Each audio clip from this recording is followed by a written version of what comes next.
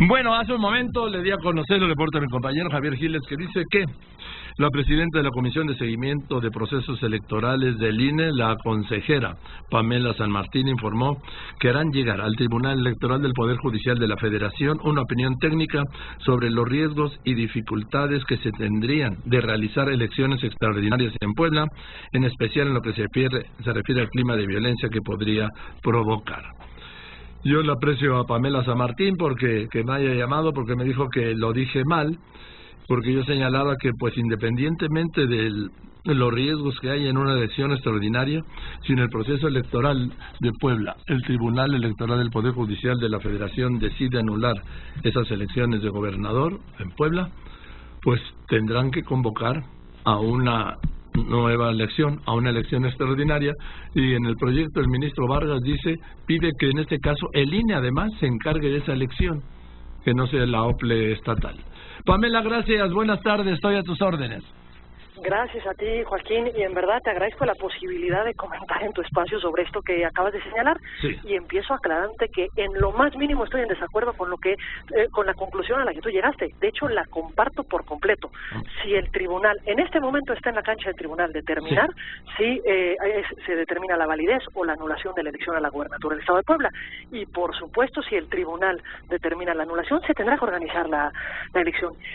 La cuestión que yo quería aclarar en el espacio es precisamente que la opinión técnica no fue en relación a riesgos o dificultades que tienen que ver con la organización de la elección extraordinaria, sino una opinión técnica respecto de los plazos que se establecen para poder organizar la elección extraordinaria. Es solamente una cuestión de logística para poder garantizar que si la decisión del tribunal es en el sentido de que la elección se anule, pues entonces podamos contar con todas las mejores condiciones para poder volver a organizar la elección extraordinaria en los términos que ordene el propio Tribunal Electoral. Y por lo que tiene que ver a las cuestiones de la violencia, a lo que yo he hecho referencia es a una preocupación que yo reitero en torno no a la violencia que se pueda dar ante la anulación de la elección, sino la violencia que se vivió el 1 de julio en el Estado de Puebla, que me parece que el proyecto que se ha circulado pues minimiza un poco el contexto que se vivió en esa entidad, y creo que sí es relevante que se analice en sus términos cómo fueron el contexto de la elección, la violencia que existió para poder determinar su validez o no. El proyecto no hace ninguna mención de eso. Hace una referencia a que fueron hechos aislados de violencia, que de la información que yo tengo en torno a quienes estuvieron en la elección, no fueron hechos aislados, y me parece que eso pues se tendría que analizar con mayor profundidad, concatenar los distintos elementos para poder pronunciarse a profundidad de un hecho que creo que es exactamente lo que se busca evitar con un proceso electoral, que son hechos de violencia. Las vías electorales lo que buscan es una transmisión del poder pacífica, en la que en condiciones de libertad las y los ciudadanos puedan acudir a las urnas y emitir su voluntad. Sí, porque cuando se habla de hechos aislados de violencia, pues es como un atenuante, ¿no? Hubo hechos de violencia, punto. Y me parece que eso es lo que se tendría que también analizar, es una valoración. El fondo de la sentencia pues le corresponde al tribunal. Me parece que sí es importante analizar, y pongo énfasis en los hechos de violencia porque sí es un elemento que yo creo que no debe de admitirse que esté presente en un proceso electoral. Los ciudadanos y las ciudadanas tienen que tener la confianza de poder acudir a ser ellas y ellos en libertad quienes puedan determinar quién les ha de gobernar en una determinada entidad. Pamela, te voy a hablar de algo muy prosaico, que es el dinero.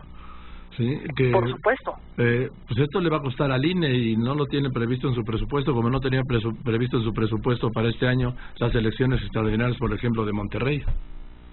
Bueno, en términos del proyecto de sentencia que fue circulado, los recursos tendría que erogarlos el Estado.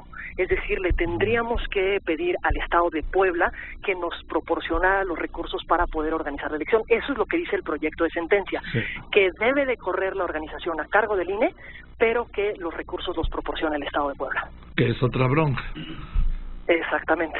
Igual en el caso de Monterrey, ¿los recursos los proporciona el municipio de Monterrey? En el caso de Monterrey no nos ordenaron que nosotros organizáramos la elección. Nosotros únicamente organizamos la parte que organizamos en cualquier elección local, es decir, la capacitación de funcionarios de mesa directiva de casilla, la ubicación de casillas, etcétera. Pero la Comisión Estatal Electoral de Monterrey, de Nuevo León, perdón, realiza las actividades adicionales propias de la organización de la elección. Sería un poco la diferencia entre estos dos elecciones extraordinarias. Sí, le entiendo, que bueno que nos la dejas clara.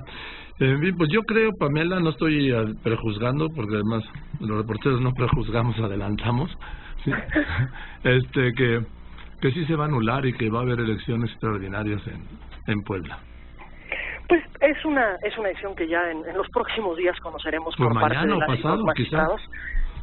Tiene que ser antes del día 14, porque el día 14 es la fecha fatal que tienen, pero pues por supuesto que la decisión que adopte el tribunal es una decisión que se atenderá en sus términos, y precisamente para poder atenderla de la mejor forma posible, si esa llegase a ser la decisión, es por lo que nosotros quisimos allegar información sobre la cuestión técnica, insisto, única y exclusivamente en torno a los plazos y los tiempos necesarios para organizar una elección. ¿Qué plazos y tiempos necesitan?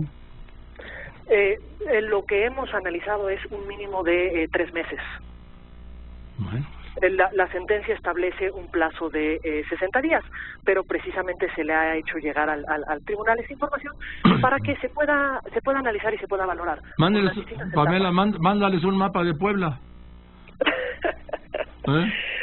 Creo que conocen la entidad, esperemos que sí. No, porque sí, es un estado muy complicado, tiene más de 200 municipios y tiene zonas serranas muy aisladas y muy lejanas y muy complicadas, ¿sí? No, y en esta elección estarán, en la elección ordinaria se instalaron más de 7.500 casillas. Pues hacemos cuenta. Entonces sí es una elección que no es pequeña. Pongamos solo en comparativo, si recuerda, en la elección de Colima nos había ordenado el tribunal que lo organizáramos también nosotros. Sí. En ese caso fueron cerca de 900 casillas, y estas serán de 7.500, y en esa ocasión pues la organizamos en 2 meses y medio. Y volvemos al mismo, vamos a los mapas, sí, el de Colima y el de Puebla.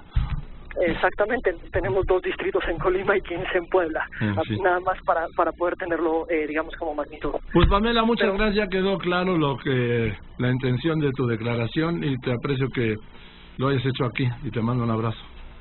Te lo agradezco muchísimo a ti, Joaquín, y abrazo también de vuelta, y saludos a tu auditorio. Igualmente, felicidades. Pamela San Martín, consejera del INE, presidenta de la Comisión de Seguimiento de Procesos Electorales del mismo INE.